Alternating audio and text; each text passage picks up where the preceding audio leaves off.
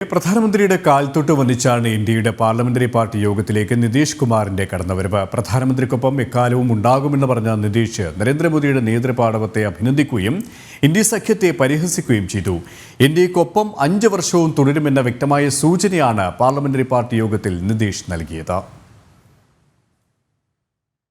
രാഷ്ട്രീയ നിലപാടുകളിലെ ചുവടുമാറ്റങ്ങൾ നിതീഷ് കുമാറിനും ജനതാദൾ യുണൈറ്റഡിനും പുത്തരിയല്ലെങ്കിലും ഇനി ദേശീയ ജനാധിപത്യ സഖ്യത്തിനൊപ്പം ഉറച്ചു തന്നെ എന്ന സൂചനകളാണ് ഡൽഹിയിൽ ചേർന്ന NDA പാർലമെന്ററി പാർട്ടി യോഗത്തിൽ നിതീഷ് നൽകിയത്. യോഗത്തിൽ സംസാരിച്ച നിതീഷ് പ്രധാനമന്ത്രിയായി നരേന്ദ്രമോദി തുടരേണ്ടതിന്റെ ആവശ്യകതകൾ ചൂണ്ടിക്കാട്ടി.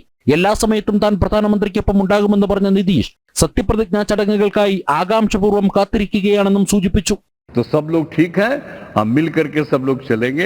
और हम लोग पूरा आपके साथ रहेंगे और आप पूरे देश को कितना आगे बढ़ाएंगे ये बहुत खुशी की बात होगी.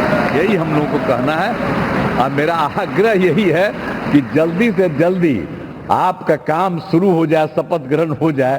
अब आप एतवार को करने वाले हैं तो हम तो चाहते थे कि आज हो जाता तो अच्छा था.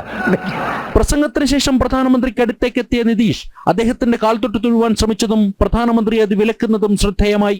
യോഗത്തിൽ സംസാരിച്ച നിതീഷ് കുമാർ പ്രതിപക്ഷ സഖ്യത്തെയും പരിഹസിച്ചു.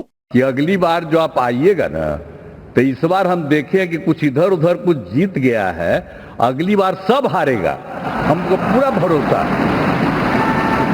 ये सब बिना मतलब का बात बोल करके क्या किया है? ये सब कोई काम किया है? उन लोगों ने आज तक कोई काम नहीं किया, देश की कोई सेवा नहीं की है. നിതീഷ് കുമാർ പ്രധാനമന്ത്രിയുടെ കാൽതൊട്ട് വന്ദിക്കാൻ ശ്രമിക്കുന്ന ദൃശ്യങ്ങൾ തന്നെയാകും രാഷ്ട്രീയ മണ്ഡലങ്ങളിൽ ഇനി ചൂടൻ ചർച്ചയാകുക. നിതീഷിന്റെ കൂറുമാറ്റം പ്രശസ്തമെങ്കിലും ബീഹാറിലെ ഭരണമടക്കം പ്രതിസന്ധിയിലാകുമെന്നതിനാൽ ശിഷ്ടകാലം നിതീഷ് NDAക്കൊപ്പം ഉണ്ടാകുമെന്ന് തന്നെയാണ് രാഷ്ട്രീയ നിരീക്ഷകരുടെ വിലയിരുത്തൽ. ജനം, ഡൽഹി.